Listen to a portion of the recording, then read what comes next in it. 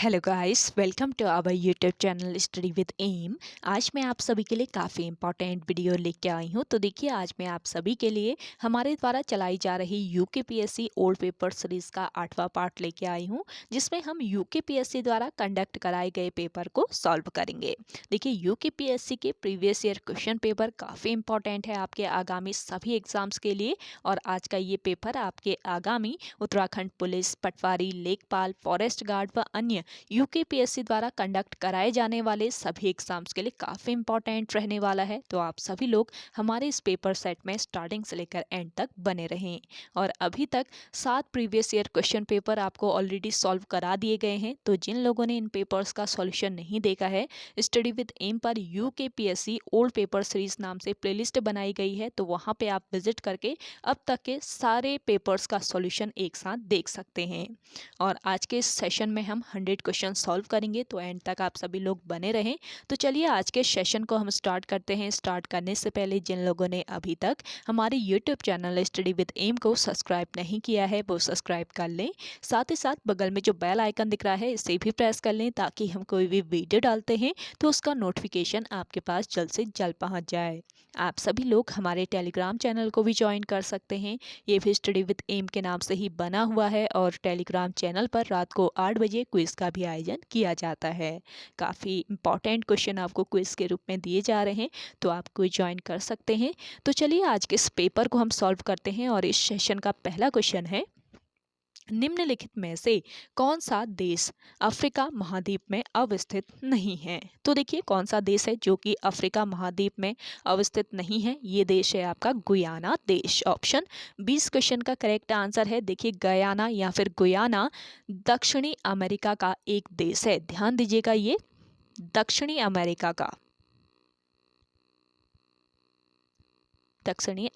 का एक देश है गुयाना, या फिर गयाना भी इसको कहा जाता है। और इसका आधिकारिक नाम पूछा जा सकता है, तो इसका आधिकारिक नाम है cooperative Republic of Guyana. Cooperative Republic of Guyana इसका आधिकारिक नाम है, और यह दक्षिण अमेरिका के उत्तर मध्य भाग में है। अगला क्वेश्चन देखेंगे, संसार में सबसे लंबी धरातली पर्वत श्रृंखला है। तो देखिए, संसार में सबसे लंबी धरातली पर्वत श्रृंखला कौन सी है?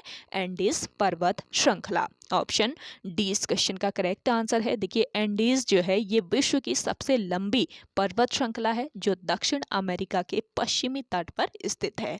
और इस पर्वतमाला की औसत ऊंचाई की अगर हम बात करें तो 4000 मीटर इस पर्वतमाला की औसत ऊंचाई है। अगला क्वेश्चन देखेंगे, जहां पूर्वी घाट और पश्चिमी घाट मिलते हैं, वहां कौन सी पहाड़ियां स्थित है। तो देखिए, पूर्वी घाट और पश्चिमी घाट का जो मिलन स्थल है, वहां पर कौन सी पहाड़ियां हैं? वहां पर है नीलगिरी पहाड़ियां। ऑप्शन ए इस क्वेश्चन का राइट आंसर है। अगला क्वेश्चन देखें, निम्नलिखित में से कौन सी जलधारा उत्तरी अटलांटिक महासागर में प्रवाहित नहीं होती है। तो देखिए, ये जलधारा कौन सी है? बेंगुएला नाम की ये जलधारा है, जो कि उत्तरी अटलांटिक महासागर में प्रवाहित नहीं होती है। ऑप्शन बी इस क्वेश्चन का बिल्कुल राइट आंसर हो जाएगा। अगला क्वेश्चन देखिएगा, विश्व का दूसरा सबसे बड़ा द्वीप है। तो देखिए, विश्व का दूसरा सबसे बड़ा जो द्वीप है, वो कौन सा द्वीप है? ये है न्यू गिनी। ऑप्शन सी इस क्वेश्चन का राइट आंसर है। न्यू गिनी ऑस्ट्रेलिया के उत्तर में स्थित विश्व का दूसरा सबसे बड़ा द्वीप है। कहाँ पर स्थित है ये? ऑस्ट्रेलिया के उत्तर में। ऑस्ट्रेलिया के उत्तर में स्थित है यह द्वीप, और विश्व का ये दूसरा सबसे बड़ा द्वीप है। और किस महासागर में ये स्थित है, पूछा जा सकता है। ये एक महासागर में स्थित है, तो दक्षिणी पश्चिमी प्रशांत महासागर में न्यू गिनी द्वीप स्थित है। और आपसे पूछा जाए कि संसार का सबसे बड़ा द्वीप कौन सा है, ये तो दूसरा पूछा है यहाँ पे। तो विश्व यानी संसार का सबसे बड़ा द्वीप हो जाएगा आपका कौन सा? ग्रीनलैंड। इसको नोट कर लीजिए, ग्रीनलैंड जो है, ग्रीनलैंड ये संसार का सबसे बड़ा द्वीप है, जो कि आर्कटिक महासागर में स्थित है। और बोर्नियो की बात करें तो ये किस महासागर में है? बोर्नियो है आपका प्रशांत महासागर में, मेडागास्कर है आपके हिंद महासागर में। और विश्व का सबसे बड़ा द्वीप हो गया कौन सा? New Guinea. अगला क्वेश्चन देखेंगे, निम्नलिखित में से कौन सा युग्म सही सुमेलित नहीं है। तो देखिए, कौन सा युग्म है जो कि सही सुमेलित नहीं है यहाँ पे? तो यहाँ पे आपका राइट आंसर हो जाएगा बोरा साइबेरिया, ये सुमेलित नहीं है। ऑप्शन 20 क्वेश्चन का राइट आंसर है। अगला क्वेश्चन देखिएगा, अगला क्वेश्चन है निम्नलिखित में से कौन विश्व की दूसरी सबसे लंबी नदी है? तो देखिए विश्व की दूसरी सबसे बड़ी लंबी नदी कौन सी है, दूसरी पूछी है। तो पहली की बात करें तो पहली तो आप सभी को पता है नील नदी है। पहली है नील नदी, जिसकी लंबाई कितनी है 6650 किलोमीटर। नील नदी की लंबाई कितनी है 6650 किलोमीटर है और ये विश्व की सबसे लंबी नदी है। और यहाँ पे आपसे दूसरा पूछा है, दूसरी सबसे लंबी नदी पूछी है, तो ये आपकी कौन सी हो जाएगी, अमेजन नदी हो जाएगी। ऑप्शन बी यहाँ पे आपका राइट आंसर है। और अमेजन नदी की लंबाई कितनी है 6400 किलोमीटर। तो अमेजन नदी की लंबाई और नील नदी की लंबाई दोनों याद रखें, इंपॉर्टेंट है। अगला क्वेश्चन देखेंगे, अगला क्वेश्चन है आपका निम्नलिखित में से कौन कायांतरित चट्टान का उदाहरण नहीं है? तो देखिए इनमें से कायांतरित चट्टान का उदाहरण कौन सा नहीं है, ये है डोलोमाइट। डोलोमाइट जो है ये अवसादी चट्टान का उदाहरण है। अवसादी चट्टान का उदाहरण है क्या, डोलोमाइट। ये कायांतरित चट्टान का उदाहरण नहीं है। अगला क्वेश्चन देखेंगे, कौन सा पठार अरावली एवं विंध्य श्रेणियों के मध्य स्थित है? तो कौन सा ये पठार है ये बताना है। देखिए अरावली और विंध्य श्रेणियों के मध्य स्थित जो पठार है आपका, ये है मालवा का पठार। ऑप्शन ए यहाँ पे आपका बिल्कुल राइट आंसर हो जाएगा। अगला क्वेश्चन देखेंगे, विश्व में किस देश को चीनी का कटोरा कहा जाता है? तो देखिए विश्व में किस देश को कहा जाता है चीनी का कटोरा? ये देश है आपका क्यूबा। ऑप्शन 20 क्वेश्चन का बिल्कुल राइट आंसर है। अगला क्वेश्चन देखिएगा, निम्नलिखित में से कौन सी नदी सतलुज की सहायक नदी नहीं है? तो देखिए सतलुज की सहायक नदी कौन सी नहीं है इनमें से, ये नदी है रावी नदी। ऑप्शन सी यहाँ पे आपका राइट आंसर है।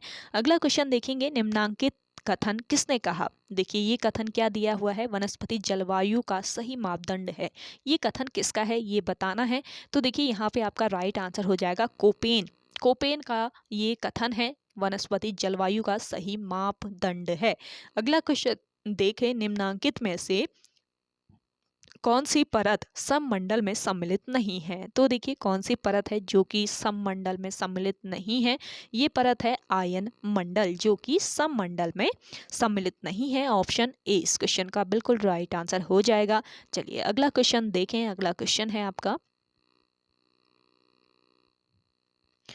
कोडरमा किस खनिज के लिए प्रसिद्ध है? तो देखिए कोडरमा जो है ये किसके लिए प्रसिद्ध है, ये अभ्रक के लिए काफी प्रसिद्ध स्थल है। ऑप्शन बी यहाँ पे आपका राइट आंसर है। और कोडरमा किस राज्य में स्थित है, आप लोग भी कमेंट कीजिए, जल्दी से आंसर करके बताएं कोडरमा किस राज्य में स्थित है। अगला क्वेश्चन देखेंगे, भारत का पिट्स वर्ग है? तो देखिए भारत का पिट्स वर्ग है आपका कौन सा, जमशेदपुर। ऑप्शन डी यहाँ पे आपका राइट आंसर है। अगला क्वेश्चन देखेंगे, माता टीला बांध किस नदी पर स्थित है? देखिए ये क्वेश्चन जो है ये रिपीटेड क्वेश्चन है, ये यूकेपीएससी द्वारा पहले भी पूछा जा चुका है, तो ये बार बार रिपीट हो रहा है ये क्वेश्चन, तो आप ध्यान दीजिएगा। परसों आपने, कल तो आपका प्रैक्टिस सेट आया था, परसों का पेपर अगर देखें आप, देखा होगा आपने, तो आपको पता होगा कि माता टीला बांध परियोजना परसों के ही पेपर में मैंने बताया था। यानी कि यूकेपीएससी द्वारा बहुत से क्वेश्चन ऐसे हैं जो कि रिपीट किए जा रहे हैं, तो आप इन क्वेश्चन को ध्यान रखें, हो सके आपके नेक्स्ट जो पेपर होने वाला है उसमें भी यही क्वेश्चन पूछ लिया जाए, हो सकता है ना। तो एटलीस्ट जो यूकेपीएससी के रिपीटेड क्वेश्चन है वो तो आपको पता रहने चाहिए। तो अगर रिपीट हो रहा है और आपको नहीं आ रहा है ये तो बहुत गलत बात है। तो आप सभी लोग, इसीलिए प्रीवियस ईयर क्वेश्चन पेपर आपको यहाँ पे सॉल्व कराए जा रहे हैं ताकि आपको कोई भी प्रॉब्लम ना हो पेपर सॉल्व करने में। तो देखिए माता टीला बांध किस नदी पर बना है, ये बनना है बेतवा नदी पर। ये भी यही क्वेश्चन बना था वहाँ पे, माता टीला जो कि एक बहुउद्देशीय बांध परियोजना है किस नदी पर स्थित है, तो बेतवा नदी पर स्थित है, याद रखिए माता टीला। और माता टीला भारत की एक प्रमुख नदी घाटी परियोजना है। और इस बांध का निर्माण कब किया गया, इस परियोजना का निर्माण कब किया गया है, वर्ष 1958 में। ध्यान दीजिएगा वर्ष 1958 में इसका निर्माण किया गया और मध्य प्रदेश सरकार की सहायता से वर्ष 1958 में इस बांध का निर्माण किया गया है। और यह परियोजना बेतवा नदी पर किस जिले में स्थित है? ललितपुर जिले में। ललितपुर जिले में स्थित है ये बेतवा नदी पर। अगला क्वेश्चन देखेंगे, एचवीजे प्राकृतिक गैस पाइपलाइन निम्नलिखित में से कौन सा गैस पंपिंग स्टेशन नहीं रखती है? तो देखिए इस क्वेश्चन का करेक्ट आंसर बताना है, तो यहाँ पे आपका राइट आंसर हो जाएगा गुना। एचवीजे प्राकृतिक गैस पाइपलाइन गुना गैस पंपिंग स्टेशन नहीं रखती है। अगला क्वेश्चन देखेंगे, निम्नलिखित में से कौन सा राज्य 2011 में सबसे अधिक लिंगानुपात रखता है? तो देखिए कौन सा ऐसा राज्य है जो 2011 में सबसे ज़्यादा लिंगानुपात रखता है? ये राज्य है आपका तमिलनाडु राज्य। तो दिए गए राज्यों में बताना है, तमिलनाडु राज्य में है। और सभी राज्यों में से कौन सा राज्य है 2011 की जनगणना के अनुसार सर्वाधिक लिंगानुपात वाला? तो आप कमेंट करके बताइएगा इसका आंसर, जिन लोगों को आंसर आता है। अगला क्वेश्चन देखेंगे, निम्नलिखित में से कौन सा द्वीप लक्का द्वीप समूहों का अंग नहीं है? तो देखिए निम्नलिखित में से कौन सा द्वीप ऐसा है जो कि लक्का द्वीप द्वीप समूहों का अंग नहीं है? तो इस क्वेश्चन का राइट आंसर हो जाएगा तिलनचोंग। ऑप्शन ए इस क्वेश्चन का राइट आंसर है। अगला क्वेश्चन देखेंगे, कोपेन ने भारत के विशाल मैदान की जलवायु के लिए निम्नलिखित में से कौन से शब्दों का प्रयोग किया था? तो देखिए कोपेन ने भारत के विशाल मैदान की जलवायु के लिए किन शब्दों का प्रयोग किया था? इसका राइट आंसर हो जाएगा CWG। ऑप्शन सी इस क्वेश्चन का राइट आंसर है और मोस्ट इंपॉर्टेंट ये क्वेश्चन है, इसको जरूर ध्यान रखें। अगला क्वेश्चन देखेंगे, उत्तराखंड के कितने जनपद अंतर्राष्ट्रीय सीमाओं से जुड़े हैं? अब बताइए, चलो उत्तराखंड तो आप सभी लोग डेली पढ़ते होंगे ना, तो बताइए कितने जनपद ऐसे हैं जो कि अंतर्राष्ट्रीय सीमा से जुड़े हुए हैं? तो देखिए यहाँ पे आपका राइट आंसर हो जाएगा 5 जनपद। ऑप्शन सी यहाँ पे आपका बिल्कुल राइट आंसर है। और ये कौन कौन से जनपद हैं? तो देखिए 5 जनपद हैं आपके कौन कौन से? एक तो है आपका उत्तरकाशी, दूसरा हो गया आपका दूसरा कौन सा है? चमोली, तीसरा है आपका पिथौरागढ़, चौथा है आपका चंपावत और पांचवा कौन सा है? उधम सिंह नगर। उधम सिंह नगर। तो ये 5 जनपद ऐसे हैं जो कि अंतर्राष्ट्रीय सीमाओं से जुड़े हुए हैं। देखिए उत्तरकाशी की बात करें तो ये तिब्बत से जुड़ा हुआ है। उत्तरकाशी आपका तिब्बत से जुड़ा हुआ है, तिब्बत यानी चीन से जुड़ा हुआ है। और आपका चमोली भी तिब्बत से जुड़ा हुआ है। पिथौरागढ़ की बात करें तो ये इसकी अंतर्राष्ट्रीय सीमा एक तो नेपाल से जुड़ती है, दूसरी तिब्बत यानी चीन से जुड़ती है। और चंपावत की बात करें तो चंपावत की अंतर्राष्ट्रीय सीमा किससे? नेपाल देश के साथ लगती है। और उधम सिंह नगर की भी किससे? नेपाल के साथ लगती है। तो ये आपको ध्यान में रखना है। और 5 जनपद ऐसे हैं उत्तराखंड राज्य के जो कि अंतर्राष्ट्रीय सीमाओं से जुड़े हैं। और उत्तराखंड राज्य की राज्य से लगी अंतर्राष्ट्रीय सीमा की कुल लंबाई पूछ ली जाए, ये भी पूछा जा सकता है ना। तो राज्य से लगी अंतर्राष्ट्रीय सीमा की कुल लंबाई कितनी है? 625 किलोमीटर है। और राज्य की कुल 275 किलोमीटर जो सीमा है ये कहाँ से लगती है? नेपाल से लगती है। जबकि 350 किलोमीटर सीमा किसके साथ लगती है? चीन के साथ लगती है। तो ये आपका इम्पोर्टेंट पॉइंट है। और आपसे ये क्वेश्चन पूछा जा सकता है कि राज्य में सर्वाधिक अंतर्राष्ट्रीय सीमा वाला जिला कौन सा है? तो राज्य में सर्वाधिक अंतर्राष्ट्रीय सीमा वाला जिला है आपका कौन सा जिला? पिथौरागढ़ जिला। तो सभी इंपॉर्टेंट पॉइंट यहाँ पे बताए जा रहे हैं, हो सके तो नोट डाउन कर लीजिए।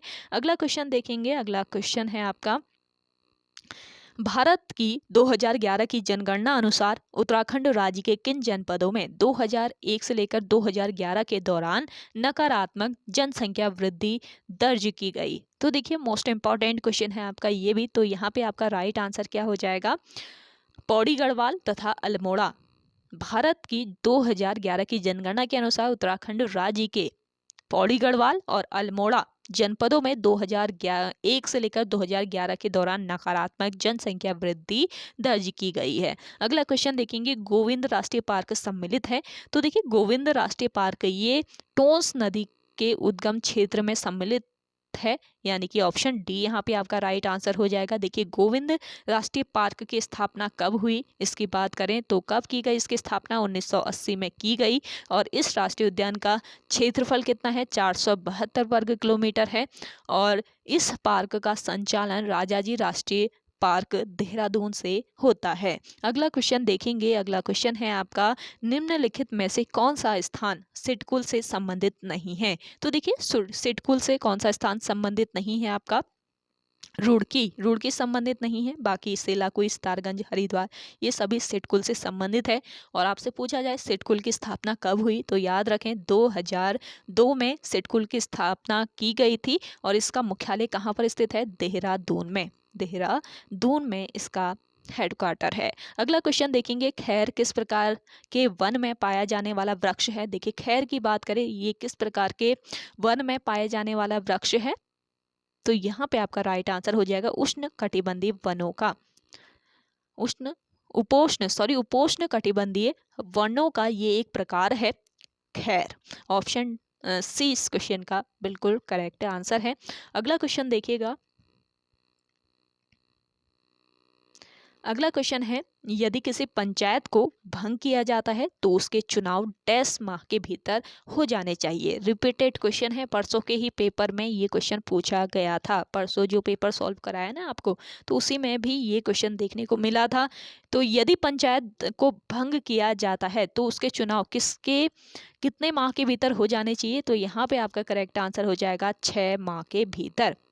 ऑप्शन सी यहाँ पे आपका राइट आंसर है। और रिपीटेड क्वेश्चन है, बार बार पूछा जा रहा है। अगला क्वेश्चन देखेंगे, भारतीय संविधान की निम्न में से किस अनुसूची में दल बदल विरोधी अधिनियम के प्रावधान मौजूद हैं। मोस्ट इंपॉर्टेंट है और रिपीटेड क्वेश्चन है ये भी। तो कौन सी ऐसी अनुसूची है जो कि दल बदल विरोधी अधिनियम के प्रावधान जिसमें मौजूद किए गए हैं, तो ये अनुसूची है आपकी 10वीं अनुसूची। ऑप्शन डी यहाँ पे आपका राइट आंसर है। भारतीय संविधान की 10वीं अनुसूची में दल बदल विरोधी अधिनियम के प्रावधान मौजूद हैं। अगला क्वेश्चन है, लोक लेखा समिति के लिए लोकसभा के कितने सदस्य निर्वाचित किए जाते हैं। तो लोक लेखा समिति जो है इसके लिए लोकसभा के कितने सदस्य, 15 सदस्य निर्वाचित किए जाते हैं। ऑप्शन सी इस क्वेश्चन का राइट आंसर है। अगला क्वेश्चन देखेंगे, कांग्रेस द्वारा भारत की पूर्ण स्वतंत्रता के लक्ष्य की घोषणा किस अधिवेशन में की गई। तो देखिए कांग्रेस द्वारा भारत की पूर्ण स्वतंत्रता के लक्ष्य की घोषणा ये किस अधिवेशन में की गई थी, आंसर बताएं जल्दी से जिन लोगों को आंसर आ रहा है। तो ये जो अधिवेशन था ये था लाहौर अधिवेशन। कांग्रेस का ये कौन सा अधिवेशन, लाहौर अधिवेशन था, जो कि वर्ष 1929 में हुआ था। और इस अधिवेशन में ही भारत की पूर्ण स्वतंत्रता के लक्ष्य की घोषणा की गई थी। अगला क्वेश्चन देखेंगे,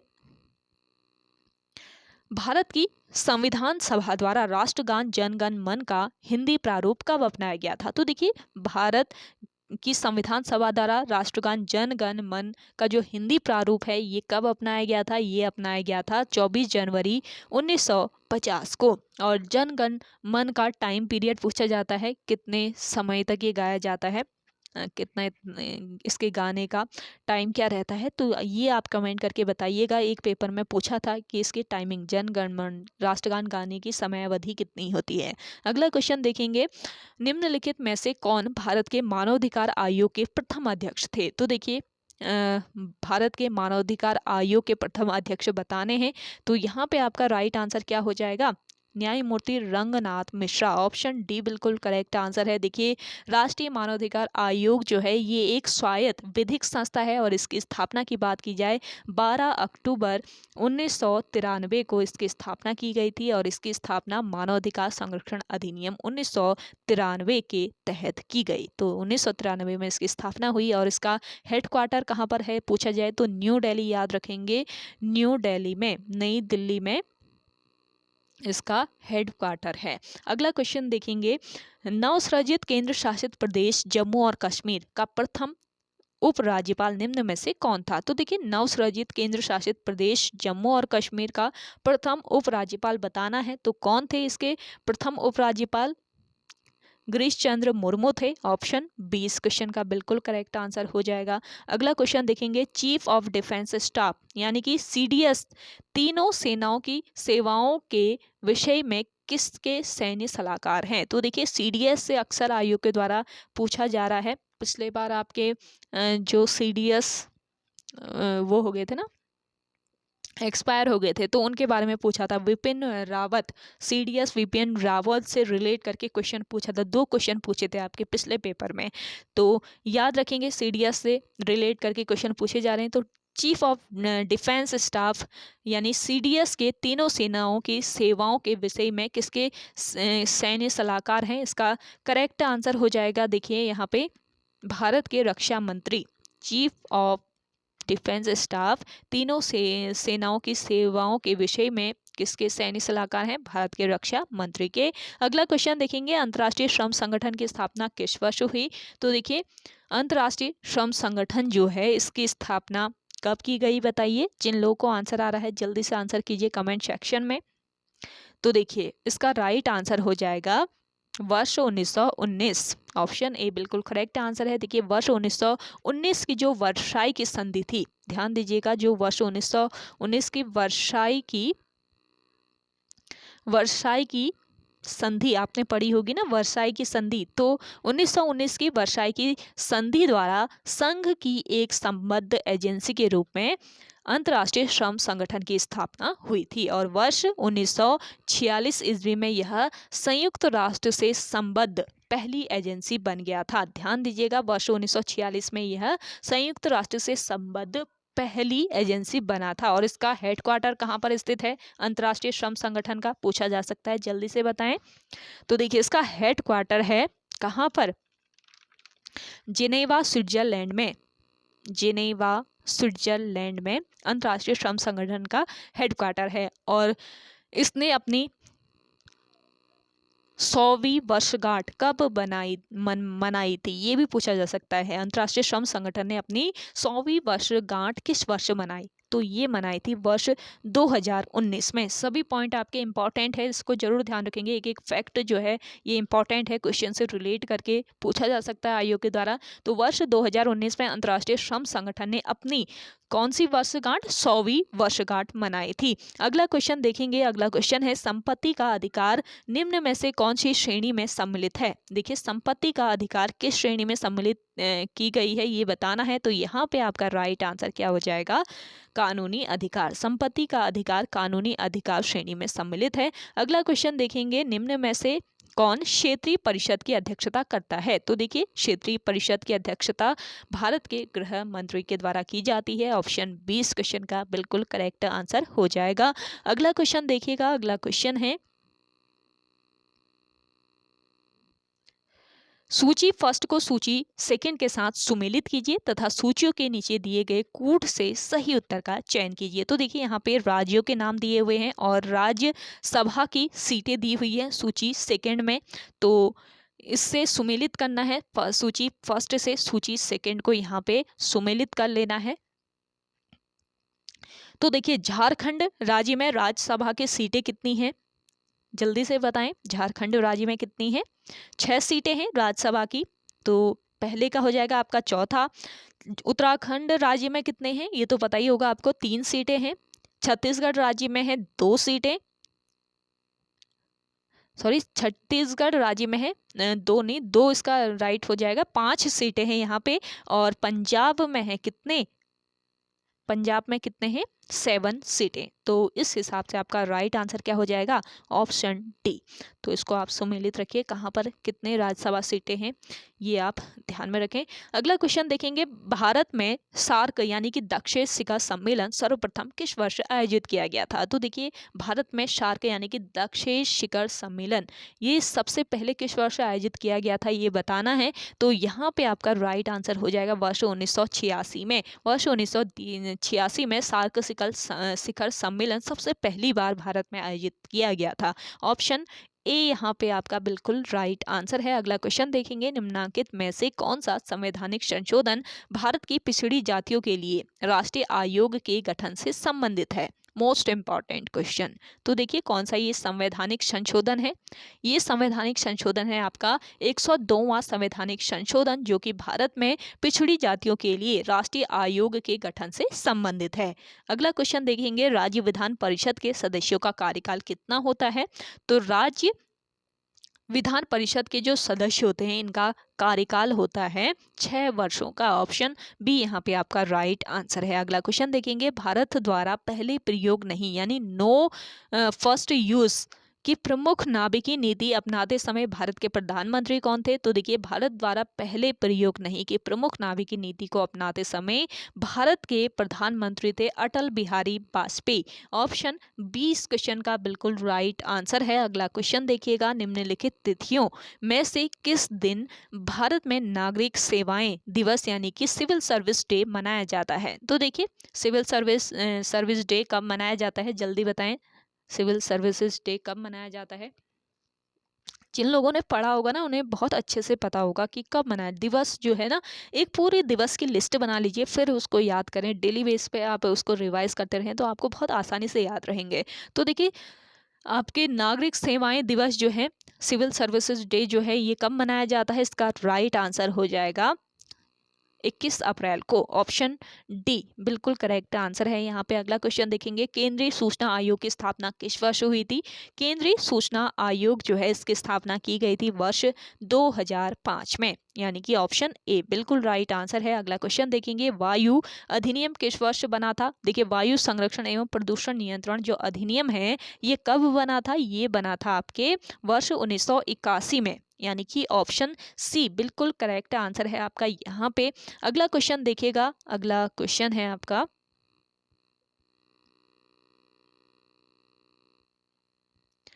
किस वर्ष लोकसभा में महिला सांसदों की संख्या न्यूनतम थी? तो देखिए, कौन सा ये वर्ष था? ये वर्ष था आपका वर्ष 1977, जब लोकसभा में महिला सांसदों की संख्या न्यूनतम थी। अगला क्वेश्चन देखेंगे, निम्न में से किसे संसद की कार्यवाहियों में भाग लेने का अधिकार प्राप्त है? तो देखिए, संसद की कार्यवाहियों में भाग लेने का अधिकार प्राप्त है किसको? भारत के महान्यायवादी को, यानी कि ऑप्शन ए बिल्कुल राइट आंसर है आपका यहाँ पर। अगला क्वेश्चन देखेंगे, उत्तरांचल नाम परिवर्तन अधिनियम निम्नांकित में से किस वर्ष अस्तित्व में आया? तो देखिए, उत्तरांचल अधिनियम जो है, यानी कि नाम परिवर्तन अधिनियम जो है उत्तरांचल, तो ये किस वर्ष अस्तित्व में आया था? ये आया था वर्ष 2006 में। और उत्तराखंड राज्य निम्न में से किस तिथि को अस्तित्व में आया? दोनों ही क्वेश्चन देखिए उत्तराखंड राज्य से रिलेट करके पूछ लिए गए हैं। तो देखिए, उत्तराखंड राज्य जो है ये किस तिथि को अस्तित्व में आया है? ये तो सभी लोगों को पता होगा मेरे ख्याल से। तो 9 नवंबर 2000 को उत्तराखंड राज्य अस्तित्व में आता है। अभी हाल ही में 9 नवंबर को स्थापना दिवस मनाया गया है उत्तराखंड राज्य का, तो इससे तो आपको पता ही होगा। और उत्तरांचल का नाम परिवर्तित करके उत्तराखंड कब किया गया, ये आप कमेंट करके बताइएगा कमेंट सेक्शन में। अगला क्वेश्चन देखेंगे, अगला क्वेश्चन है आपका, निम्न में से उत्तराखंड का वह मुख्यमंत्री कौन था जिसने विधानसभा में गैरसैंण को ग्रीष्मकालीन राजधानी बनाने की घोषणा की थी? तो कौन था ये मुख्यमंत्री, ये बताना है। तो देखिए, ये मुख्यमंत्री कौन थे? त्रिवेंद्र सिंह रावत थे, आप सभी को ही पता है। देखिए, 4 मार्च 2020 को मुख्यमंत्री त्रिवेंद्र सिंह रावत ने गैरसैंण को ग्रीष्मकालीन राजधानी बनाने की घोषणा की थी। कब घोषणा की थी ये भी आपको पता रहना चाहिए। 4 मार्च 2020 को यह घोषणा की गई त्रिवेंद्र सिंह रावत के द्वारा। और 8 जून 2020 को राज्यपाल द्वारा गैरसैंण को ग्रीष्मकालीन राजधानी बनाने की स्वीकृति प्रदान की गई थी। और गैरसैंण आपका कहाँ पर स्थित है, किस जनपद में पूछा जाए? चमोली जनपद में स्थित है गैरसैंण, जो कि दूधातोली व व्यास श्रृंखलाओं से घिरा हुआ है। और देखिए, 2015-16 में से नगर पंचायत का दर्जा भी दिया गया गैरसैंण को। अगला क्वेश्चन देखेंगे, औपनिवेशिक कुमाऊं और गढ़वाल के निम्नांकित में से किस कमिश्नर ने राजस्व पुलिस प्रणाली प्रारंभ किया? तो देखिए, औपनिवेशिक कुमाऊं में बताना है, तो आयोग ने यहाँ पे आपका करेक्ट आंसर क्या माना है? Option C sir Henry Ramsay माना है। तो इसका राइट आंसर हो जाएगा सर हेनरी रैमजे। औपनिवेशिक कुमाऊं में बताना है, औपनिवेशिक कुमाऊं और गढ़वाल के कौन से कमिश्नर ऐसे थे जिन्होंने राजस्व पुलिस प्रणाली का प्रारंभ किया? ये थे सर हेनरी रैमजे। तो देखिए, आपके 50 क्वेश्चन सॉल्व हो चुके हैं। आप सभी लोगों को आज का ये सेशन पसंद आ रहा है तो जल्दी से आप लाइक कर लीजिए। तो देखिए, छोटा सा लाइक तो बनता है ना कि इतना मेहनत करके हम लोग ये सेशन दे रहे हैं आपको, तो लाइक कर लीजिए पसंद आ रहा है, और ज़्यादा से ज़्यादा चैनल सब्सक्राइब कर लीजिए। जो लोग नए हैं, जो पुराने व्यूवर्स हैं हमारे, काफ़ी लोग ऐसे हैं जिन्होंने सब्सक्राइब किया हुआ है, और जिन्होंने सब्सक्राइब नहीं किया है जल्दी से सब्सक्राइब कर लीजिए चैनल को, और सेशन आपको शेयर करना है। ज़्यादा से ज़्यादा आप सभी लोग इस सेशन को शेयर कीजिए अपने दोस्तों के साथ, अपने व्हाट्सएप ग्रुप्स में।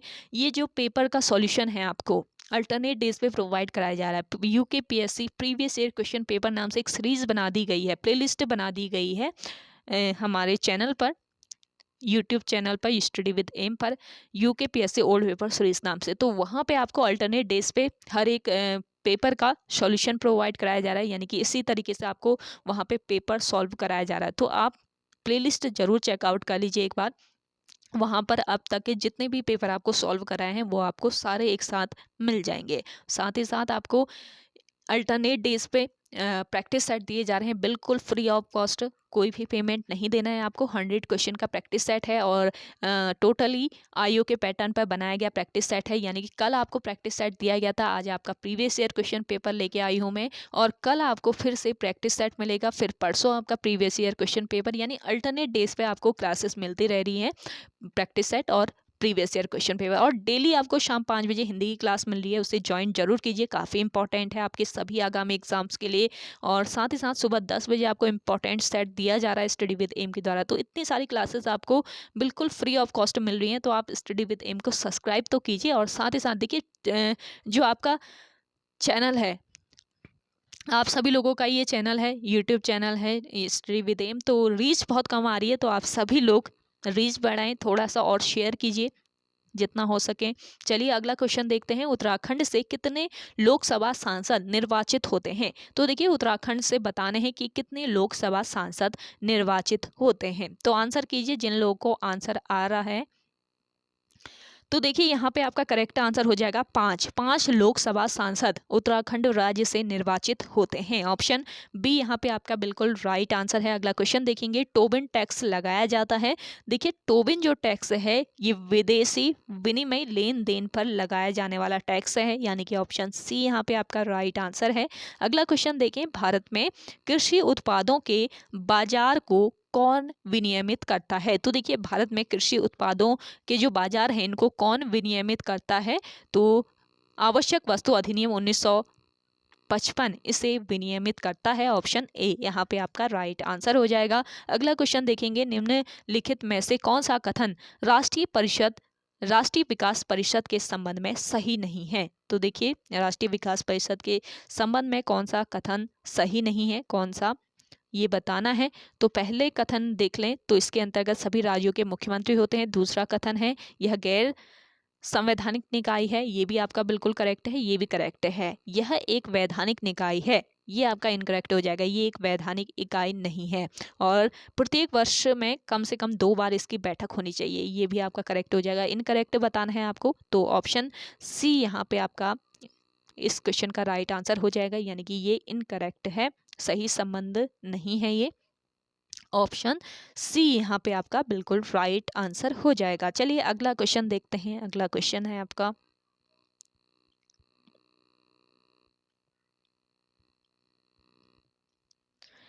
11वीं पंचवर्षीय योजना में प्रतिपादित समावेशी विकास में निम्नलिखित में क्या शामिल नहीं था? तो देखिए 11वीं पंचवर्षीय योजना में प्रतिपादित समावेशी विकास में क्या शामिल नहीं किया गया था, ये बताना है। तो देखिए गरीबी को घटाना ये तो शामिल था, रोजगारों के अवसर का विस्तार भी शामिल था, लैंगिक असमानता को कम करना ये भी शामिल था, लेकिन पूंजी बाजार को मजबूत करना ये शामिल नहीं था।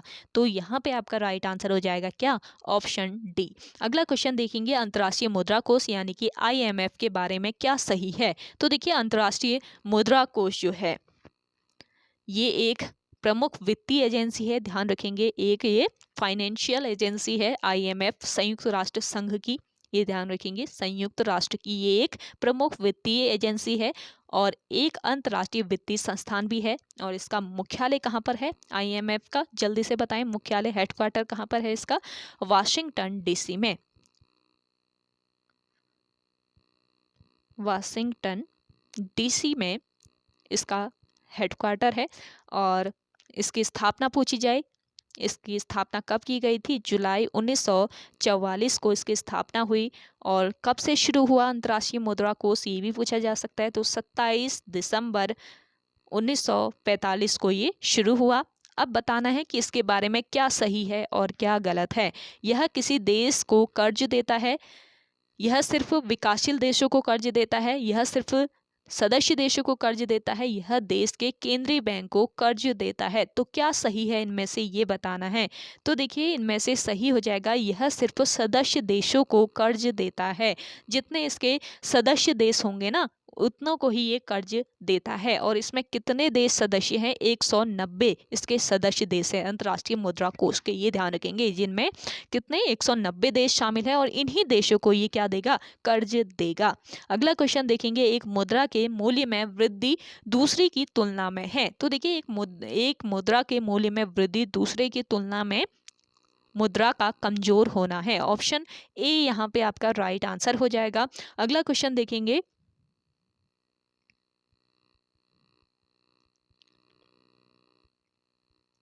निम्नलिखित कथनों में से कौन सा कथन सही है? तो देखिए यहाँ पे कौन सा कथन सही है ये बताना है। तो कथन सही है इनमें से, मुद्रास्फीति उधार लेने वालों को लाभ पहुंचाती है, ये आपका बिल्कुल सही कथन है। तो ऑप्शन बी यहाँ पे आपका करेक्ट आंसर हो जाएगा।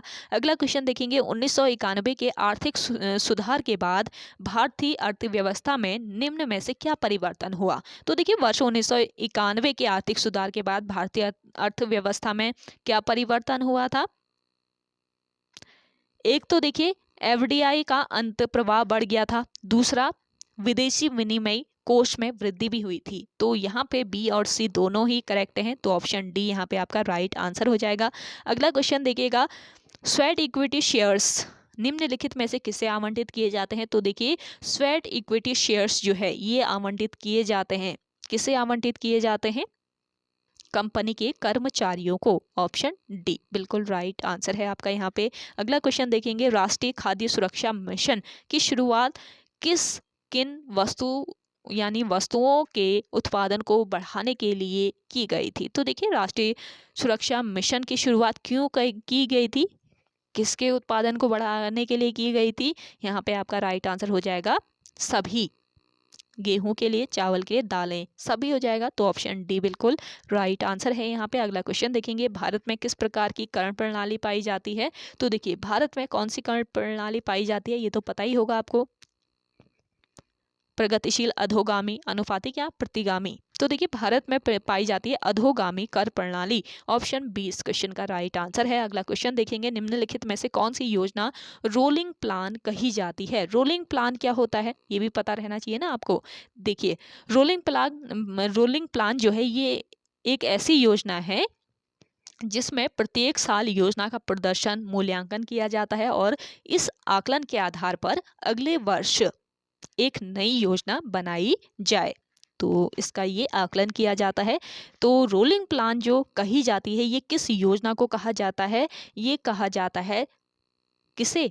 छठी योजना को। छठी जो पंचवर्षीय योजना थी उसे को ही रोलिंग प्लान कहा जाता है, यानी कि ऑप्शन सी बिल्कुल राइट आंसर हो जाएगा।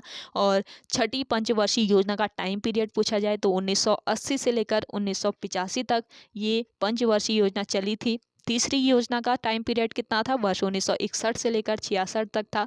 पांचवी का था 1974 से लेकर 1978 तक। और आठवीं योजना का था 1952 से लेकर 1997 तक। तो ये सभी याद रखें। अगला क्वेश्चन देखें। अगला क्वेश्चन है आपका, निम्न में से कौन सा कथन सही है? तो देखिए इनमें से सही कथन बता देना है।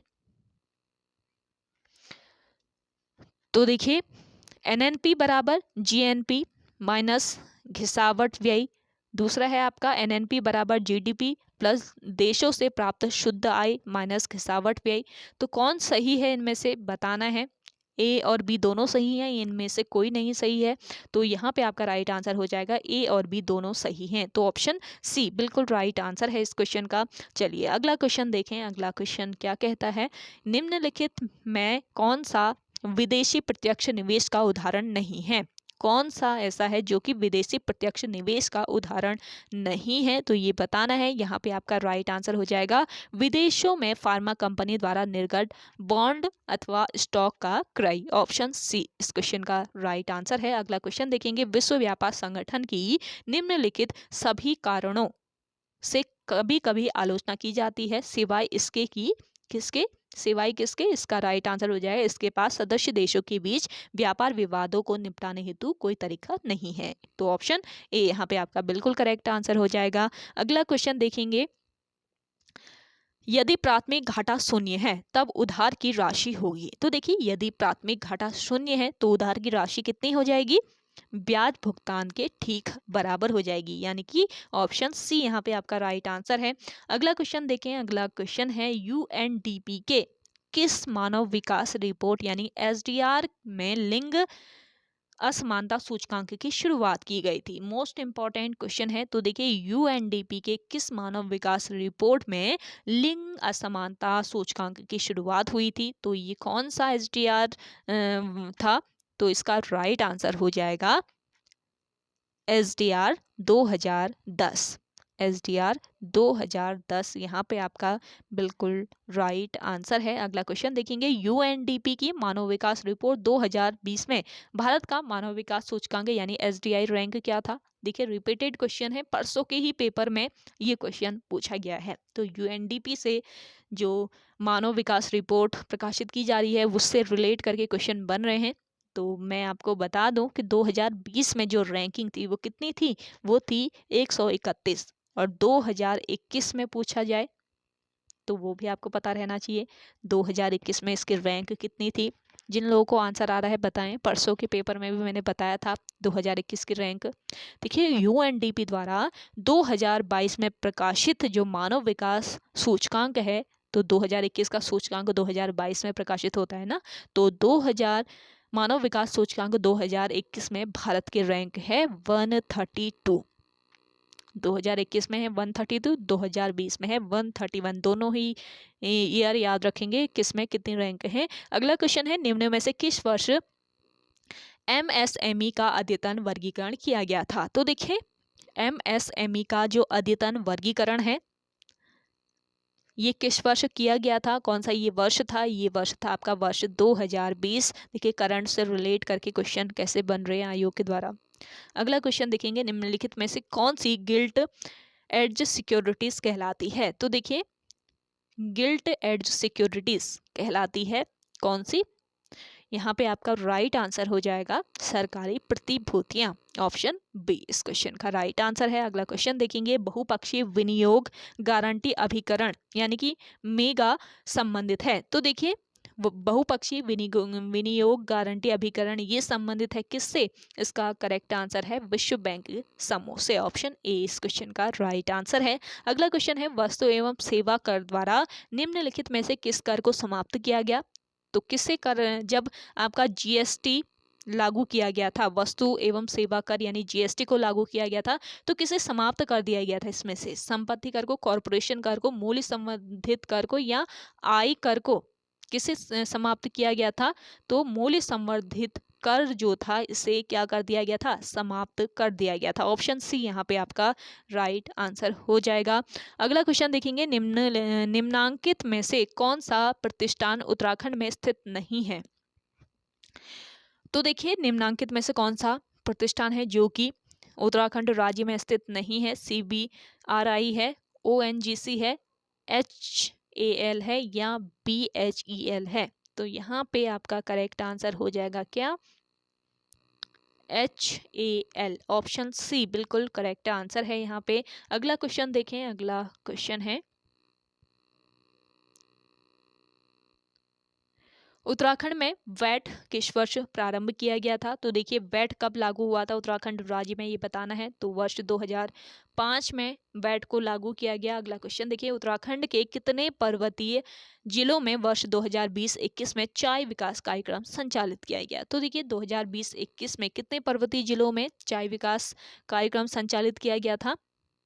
9 पर्वतीय जिले थे जहां पर 2020-21 में चाय विकास कार्यक्रम को संचालित किया गया। ऑप्शन बी यहाँ पे आपका राइट आंसर है। अगला क्वेश्चन देखेंगे, सेशन अभी भी शेयर नहीं किया जिन लोगों ने, जल्दी से आप सभी लोग मिलकर सेशन शेयर कर दीजिए। काफ़ी महत्वपूर्ण ये सेशन है आपके आगामी सभी एग्जाम्स के लिए, और जो भी इंपॉर्टेंट पॉइंट आपको यहाँ पे बताए जा रहे हैं उनको भी ध्यान में जरूर रखें। अगला क्वेश्चन देखें, उत्तराखंड में निम्नलिखित में से किस प्रकार के बैंकों की संख्या 2020-21 में न्यूनतम थी? तो कौन से ये बैंक थे जिसकी संख्या 2020-21 में न्यूनतम थी? ये थे जिला सहकारी बैंक। ऑप्शन डी इस क्वेश्चन का बिल्कुल करेक्ट आंसर है। अगला क्वेश्चन देखेंगे, आनुवांशिकी विज्ञान यानी कि जेनेटिक्स का जनक किसे माना जाता है? तो देखिए जेनेटिक्स का जनक किसे माना जाता है? इसका राइट आंसर हो जाएगा Johann Gregor Mendel. Gregor Johann Mendel को माना जाता है ना, तो ऑप्शन डी यहाँ पे आपका राइट आंसर है। अगला क्वेश्चन देखेंगे, रामसर स्थल क्या है? तो देखिए रामसर साइट आपने पढ़े होंगे, तो रामसर साइट यानी कि रामसर स्थल ये क्या है? ये है अंतर्राष्ट्रीय महत्व की आर्द्र भूमियां। ऑप्शन सी यहाँ पे आपका राइट आंसर है। अगला क्वेश्चन देखेंगे, वर्ष 2021 का रसायन शास्त्र का नोबेल पुरस्कार डैश को प्रदान किया गया था? ठीक है, करंट का क्वेश्चन है, अभी भी आपसे पूछा जा सकता है। 2021 का जो रसायन शास्त्र का नोबेल पुरस्कार है ये किसे प्रदान किया गया था? ये प्रदान किया गया था किसे? बेंजामिन लिस्ट व डेविड मैकमिलन को, यानी कि ऑप्शन सी इस क्वेश्चन का बिल्कुल राइट आंसर है और मोस्ट इंपॉर्टेंट है आपके आगामी एग्जाम के लिए। करंट का ये क्वेश्चन है, अगला भी आपका करंट का ही है, देखिए इसको भी ध्यान रखें। वर्ष 2021 में 26वें संयुक्त राष्ट्र जलवायु परिवर्तन सम्मेलन COP26 का आयोजन कहाँ हुआ था? तो देखिए 26वें संयुक्त राष्ट्र जलवायु परिवर्तन सम्मेलन COP26 का जो आयोजन है ये कहाँ पर किया गया था? ये किया गया था ग्लासगो में। ऑप्शन सी बिल्कुल राइट आंसर है। मोस्ट इंपॉर्टेंट क्वेश्चन है, करंट का है, इसको ध्यान रखें। बहुत सारी करंट अफेयर भी यहाँ से आपकी कवर होती चलेगी, तो इसको सॉल्व जरूर कीजिए इस पेपर को।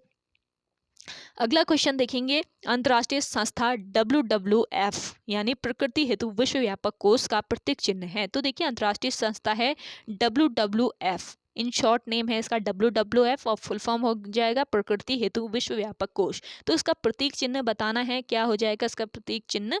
महाकाय पांडा। ऑप्शन बी यहाँ पे आपका राइट आंसर है, महाकाय पांडा इसका प्रतीक चिन्ह है। अगला क्वेश्चन देखेंगे, वर्तमान में भारत गणराज्य का सर्वोच्च नागरिक पुरस्कार है? तो देखिए वर्तमान में भारत गणराज्य का सर्वोच्च नागरिक पुरस्कार है भारत रत्न। ऑप्शन डी यहाँ पे आपका राइट आंसर है। अगला देखेंगे, सुदूर संवेदन तकनीक में निम्न में से किसका प्रयोग होता है? सुदूर संवेदन तकनीक में प्रयोग किया जाता है किसका?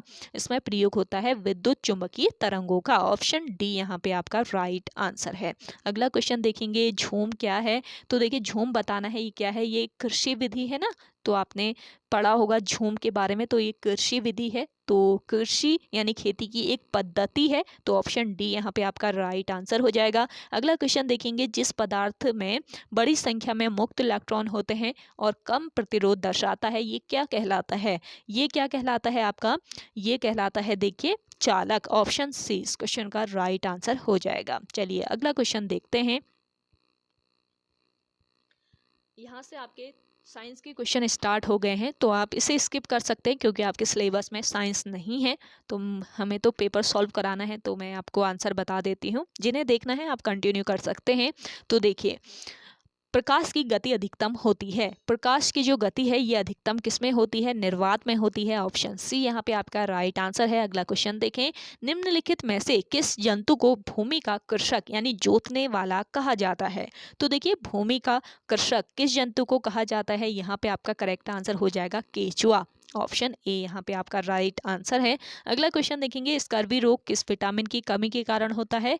स्कर्वी रोग होता है आपके विटामिन सी की कमी के कारण। अगला क्वेश्चन है, पशुओं के कृत्रिम गर्भाधान में प्रयुक्त शुक्राणुओं को डैश में संग्रहित किया जाता है? तो किस में से संग्रहित किया जाता है?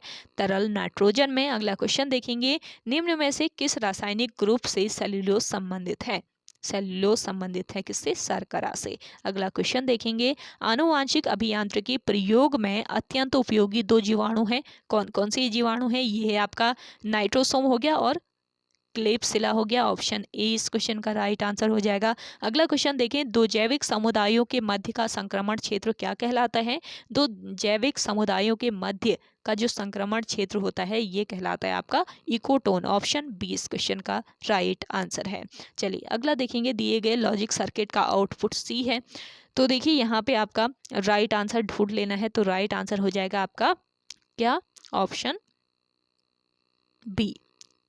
अगला क्वेश्चन देखेंगे, ओएसआई रेफरेंस मॉडल की किस लेयर पर आईपी एड्रेस का प्रयोग होता है? तो देखिए यहाँ से आपके कंप्यूटर के क्वेश्चन स्टार्ट होते हैं, तो आप इसको कंटिन्यू कर लीजिए। अब देखिए ओएसआई रेफरेंस मॉडल की किस लेयर पर आईपी एड्रेस का प्रयोग होता है? तो यहाँ पे आपका करेक्ट आंसर क्या हो जाएगा?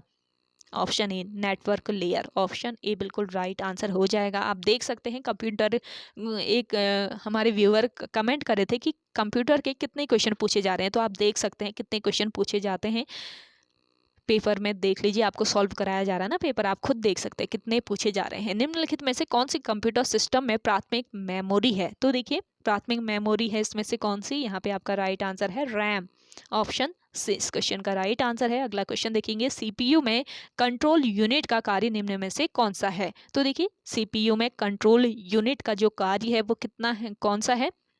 इसका करेक्ट आंसर हो जाएगा डिकोड प्रोग्राम अनुदेश, ऑप्शन ए बिल्कुल करेक्ट आंसर है आपका यहाँ पे।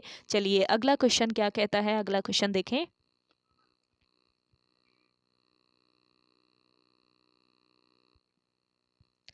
उत्तराखंड में मैती आंदोलन के जनक हैं। देखिए उत्तराखंड राज्य में मैती आंदोलन के जनक कौन है?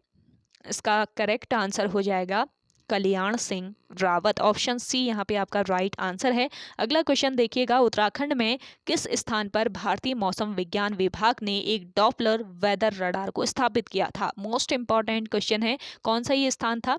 तो ये स्थान था आपका मुक्तेश्वर, जहां पर भारतीय मौसम विज्ञान विभाग ने एक डॉपलर वेदर रडार को स्थापित किया था। तो 100 क्वेश्चन सॉल्व करने थे, लेकिन यहाँ पे आपके थोड़े से इंपॉर्टेंट क्वेश्चन हैं, इनको मैं कवर करा देती हूँ, थोड़ा सा और कवर करा देते हैं। तो जिन्हें देखना है तो आप कंटिन्यू बने रह सकते हैं, इंपॉर्टेंट है आगे भी क्वेश्चन। भारत में वन अनुसंधान संस्थान की स्थापना किस वर्ष हुई थी? आंसर कीजिए जिन्हें आंसर आ रहा है। तो देखिए भारत में वन अनुसंधान संस्थान जो है इसकी स्थापना की गई थी वर्ष 1906 में, ऑप्शन बी इस क्वेश्चन का राइट आंसर है। अगला देखेंगे, केदारनाथ वन्यजीव अभ्यारण्य को किस जंतु के संरक्षण हेतु स्थापित किया गया था? तो यहाँ पे आपका राइट आंसर हो जाएगा हिमालयी कस्तूरी मृग। अगला क्वेश्चन है, इनमें से कौन सा उत्तराखंड का राजकीय वृक्ष है? उत्तराखंड का राजकीय वृक्ष है कौन सा? बुरांस, ऑप्शन सी इस क्वेश्चन का राइट आंसर हो जाएगा। अगला क्वेश्चन देखेंगे, निम्नलिखित में से किसे नोबेल शांति पुरस्कार 2021 से सम्मानित किया गया था? तो देखिए नोबेल पुरस्कार 2021 से सम्मानित किया गया था किसको?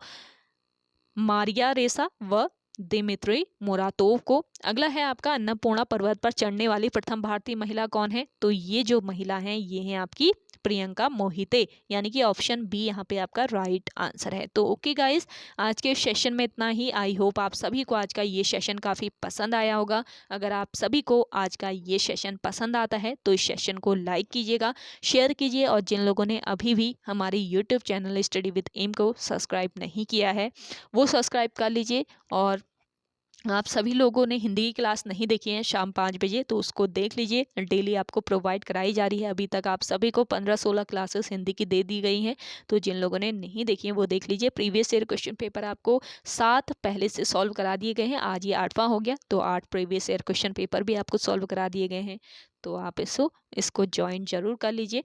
तो चलिए मिलते हैं नेक्स्ट इंटरेस्टिंग वीडियोज़ के साथ, तब तक के लिए धन्यवाद।